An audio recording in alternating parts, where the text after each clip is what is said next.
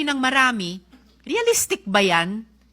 Paano kung ang impeachment ay laban sa mataas na opisyal na kayang-kayang magtago ng ebidensya o manakot ng mga potential witness? Bakit humaba yata ang checklist ng proteksyon para lang sa impeachable officials? Samantalang ang taong bayan na nagtatanong, na naniningil ng pananagutan, sila pa ang pinahirapan.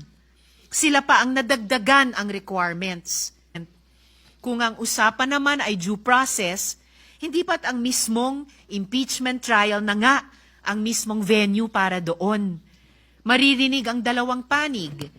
May ebidensya, may magdedepensa. That is due process. So what are we afraid of?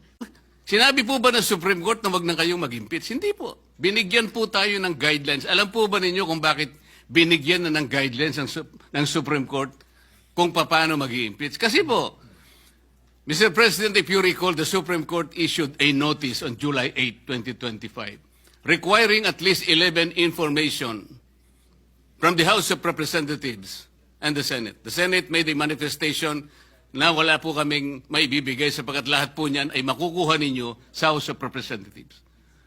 Alam po ba ninyo na 4 sa hinihingi ng Supreme Court ay nandun po sa puso ng due process? Ano po yung hinihingi? Sinabi lamang po ng Supreme Court, pwede bang ibigay nyo sa amin kung lahat ng miyembro ng House of Representatives ay binigyan ninyo ng kopya at kailan? Pwede bang ibigay nyo sa amin ang timing kung kailan nyo ibinigay at binigyan, kung paano nyo sila binigyan ng pagkakataong mabasa yung impeachment complaint?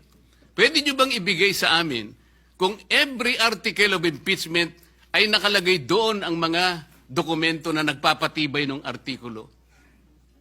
Pwede nyo bang ibigay sa amin kung nagkaroon sila ng pagkakataon talaga na mabasa yung impeachment complaint? Alam po ba ninyo kung anong sagot ng Solicitor General in behalf of the House of Representatives? Ito po yung sagot nila.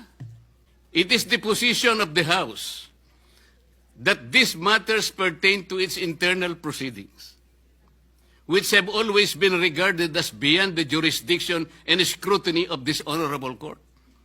Sa Tagalog po, wala po kayong pakialam dito sa amin. Yung inihingi po ninyo, kami lang po yun. Para tinatanong lang naman po Binigyan nyo ba ng pagkakataon sila na mabasa? Bakit? Mahirap po ba sagutin yun?